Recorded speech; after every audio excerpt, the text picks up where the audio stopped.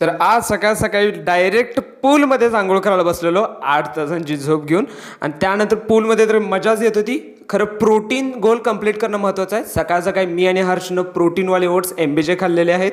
आणि त्यानंतर आम्ही आज लोहगड किल्लेगड ट्रेक्स फिरायला जाणार होतो. त्याच्या आधी दूध पिलं. आणि आज आहे रिस्टार्ट डे 100 डे क्रॉस केल्यात, त्यामुळे खरंच भारी वाटाले.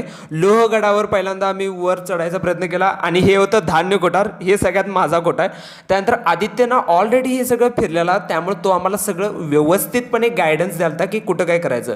मग आम्ही जरा पाणी भरलं आणि मॅगी बनवली.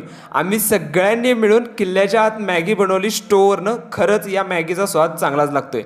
भांडी धुवायला जरा मी होतो. आणि त्यानंतर विसापूरवर एकदम भारी देसी बॉईज बनून आम्ही सगळीजण पोजेस वगैरे ते, आणि काय धबधबा होता यार. ट्रेक करायला खरंच भारी वाटालतं. आणि त्यानंतर पंप तर काय आला नाही खरं, पोझिंग तर काय टॉप नचच होती.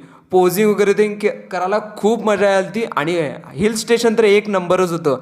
त्यानंतर गडावर पोचल्यानंतर पण मजा मस्ती चालूच होती. आम्ही पूर्ण गड फिरत होतो.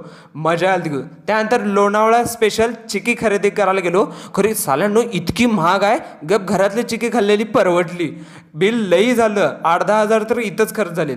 त्यानंतर रात्रीच्या जेवणाला दाल फ्राय आणि प्रोटीन पावडर घेऊन आजच्या दिवसाचे total 12,000 steps done. Tomorrow restart again.